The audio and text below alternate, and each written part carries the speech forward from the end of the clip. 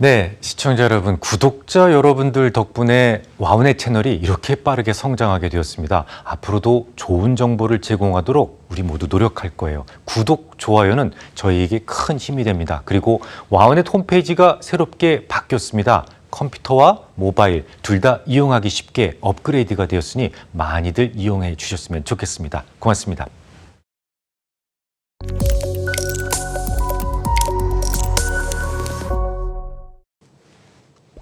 시청자 여러분, 한 주간 편안하셨습니까? 저는 여러분들이 혹시 용기를 잃으실까 봐서 시장을 직접 판단하실 수 있는 여러 가지 방법에 대해서 자주 말씀을 드리는 편이죠.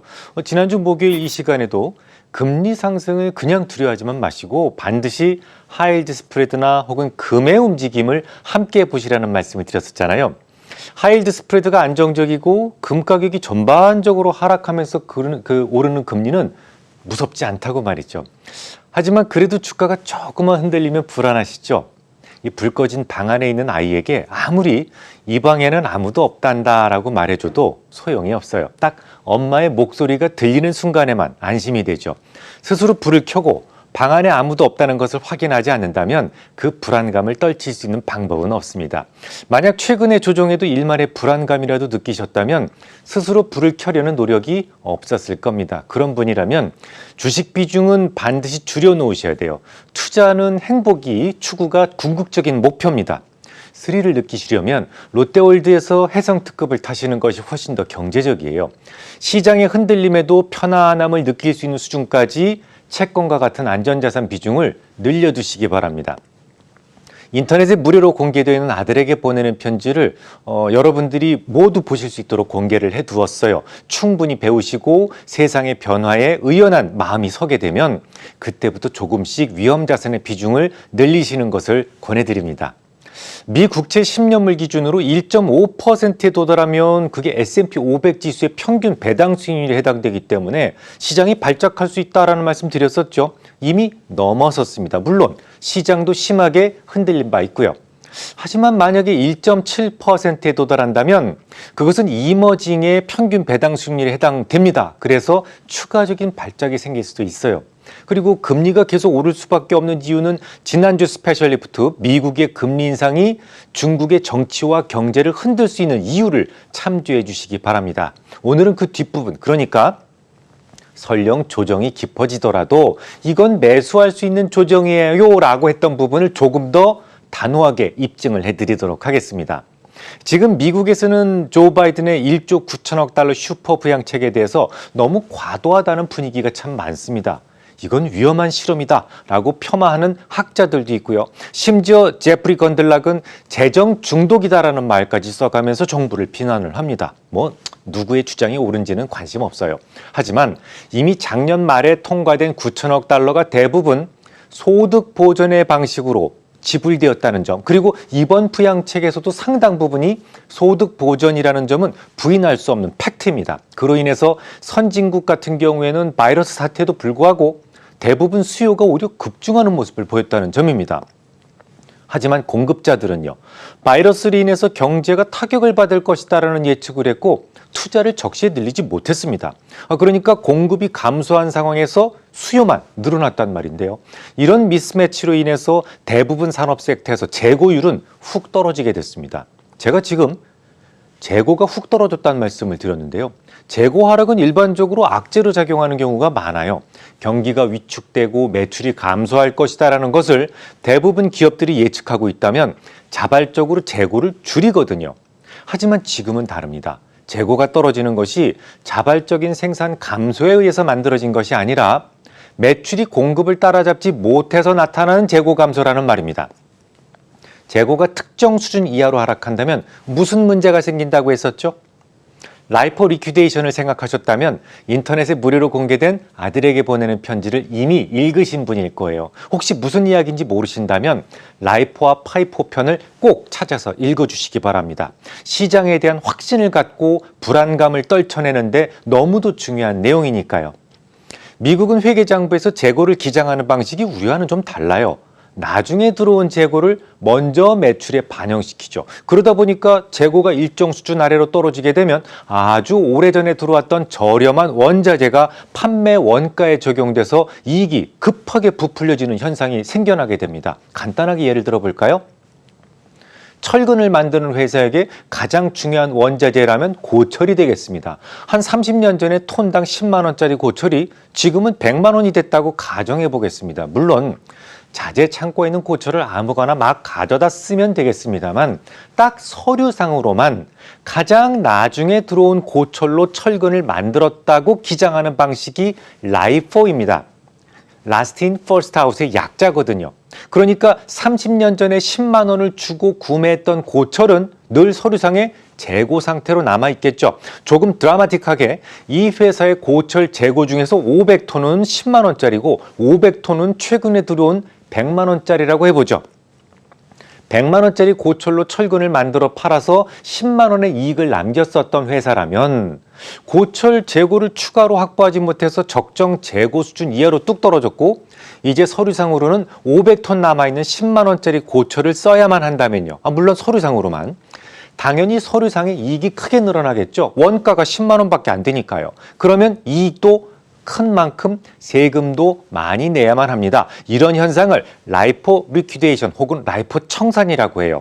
이건 실질적 이익이 아니고 오로지 장부상의 이익일 뿐이지만 지난 수십 년에 걸쳐서 물가 상승분만큼의 누적적으로 이연되어 왔던, 그러니까 굳이 낼 필요가 없는 세금을 한꺼번에 내야만 하는 문제가 발생하는 겁니다.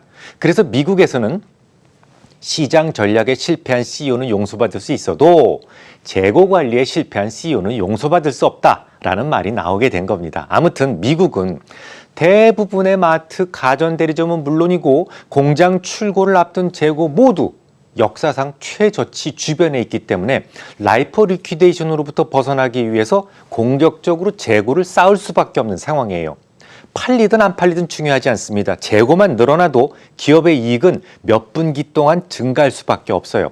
이렇게 해서 생산과 이익이 급격하게 증가하는 스테이지를 우리는 재고 확충 사이클이라고 합니다. 중간 정리를 좀 하자면 미국 정부에서 국민들에게 돈다발을 막 주어줬어요. 그래서 바이러스 상태에도 불구하고 소비가 줄지 않았습니다. 하지만 생산자들은 생산과 투자를 하지 않았기 때문에 전 구간에 걸쳐서 재고 감소가 뚜렷하게 드러납니다. 라이포를 쓰는 미국의 기업들에게는 라이포 리퀴데이션을 피하기 위한 재고 확충이 필요한데요. 단지 재고만 늘려도 기업의 이익은 증가합니다. 아주 중요한 공식이죠. 비용은 기초재고 마이너스 기말재고 플러스 구매. 요 공식에서 기말재고가 마이너스 부호라는 게 보이십니까? 자, 재고가, 기말재고가 증가한다면 마이너스 보니까 비용을 감소시킵니다. 비용이 줄어들면 이익이 늘어나죠. 그래서 금리 발작으로 인해서 조정이 다소 깊어질 수 있다고 해도 그 조정은 매수할 수 있는 조정이 되는 겁니다. 아직도 두렵습니까? 그러면 또 하나의 근거를 제시해 드리죠.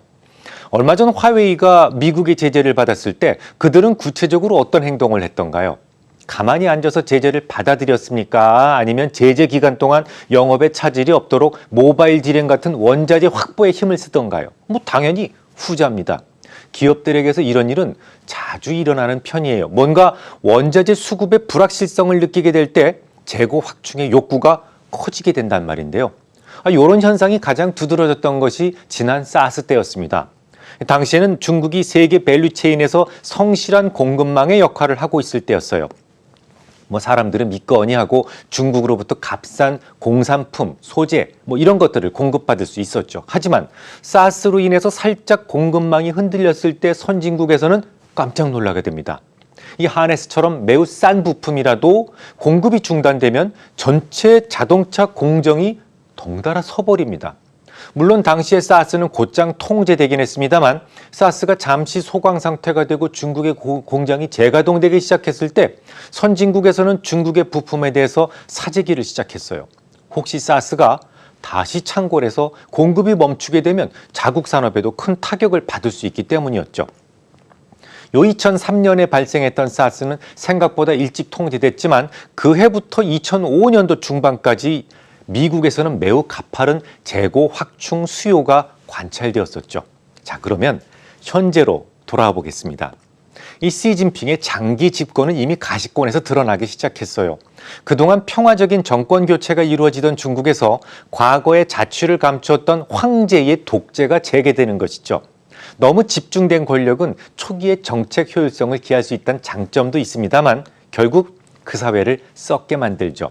그런 것을 잘 알고 있었던 작은 거인 덩샤오핑은 중국 땅에서 독재가 재건되는 것을 막기 위해서 두 가지의 결계를 만들게 됩니다. 그룹 통치의 상징인 상무위원회가 하나고요. 다른 하나는 연임 금지였습니다. 이 시진핑은 세 번의 연임 금지 조항을 폐기해버리면서 독재의 토대를 구축했고요. 지난해 10월 개최된 19기 5중전회에서는 차기 지도자를 상무위원회에 올리고 정권 이양의 절차를 밟았어야 했지만 가장 유력한 후계자였던 천민얼 충칭시 서기는 상무위원회에 들어오지 못했어요. 시진핑의 영구 집권의 의지가 확고하게 굳어지는 날이었죠. 권력이 시진핑에게 집중되면서 주위의 가신들도 살아남기 위해서 시진핑의 입맛에 맞는 소리만 하기 시작합니다. 이번 주에도 아주 깊고 멋진 눈을 가진 왕이는 외교적 수서의 범위를 넘어서는 발언을 합니다. 미국은 불장난하지 말라, 이런 말이었는데요. 이거 주로 북한 외교관들에게서 흔히 듣던 말이잖아요. 외교관들의 발언이 거칠어진다는 것은 이유가 있습니다. 정상적인 정권 이양을 하지 않겠다면 중국에 반대하는 국민도 있지 않겠습니까? 특히나 인간의 유전자에는 투쟁적 인자가 기본적으로 장착되어 있기 때문에 편온한 세상에서는 내부 문제가 복잡해지거든요. 마치 도요토미 히데요시가 일본의 복잡한 정치적 문제를 외부의 대결 구도로 타파했던 것처럼 시진핑은 미국과의 투쟁 노선을 선택함으로써 독재 체제 구축에 생길 수 있는 잡음들을 이 애국심이라고 하는 표적을 딱 주어서 노이즈 캔슬링 한 겁니다. 한마디로 갑작스럽게 국제 질서에서 반역을 시도하면서 말이죠. 미국은 수년에 걸쳐서 다시 질서 안으로 되돌아올 것을 촉구하고 경고했지만 제대로 먹히지 않았어요. 미국은 결국 중국의 역할을 축소하자는 결정을 내리게 됩니다. 이른바 국제 공급망의 재편성이죠.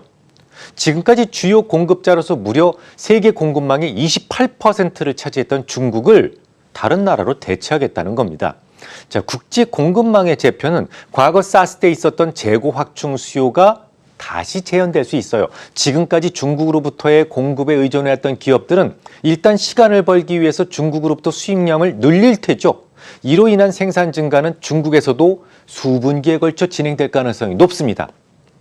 실제로 중국의 해관청소가 발표한 1월, 2월 수출 동향을 보면 지난해 같은 기간보다 60.6%나 늘어난 4,688억 달러를 기록했다고 발표했는데요.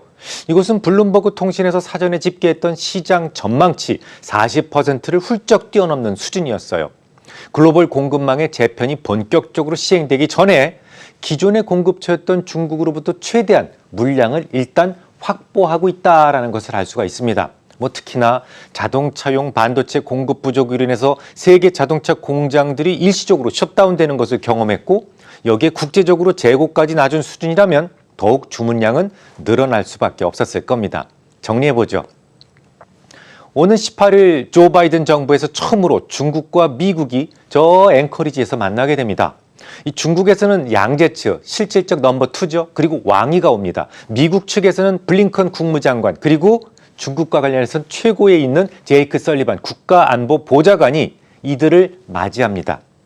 한국을 방문하는 국무부 장관이 미국으로 돌아가는 길에 앵커리지에 들려서 중국 외교 책임자들을 만나기로 했다는 점을 보면 이게 오래전부터 기획된 만남은 아닌 것 같습니다. 제 생각이 맞다면 중국의 요청에 의해서 만남이 급히 주선된 것으로 보이는데요. 그 이유가 궁금하네요.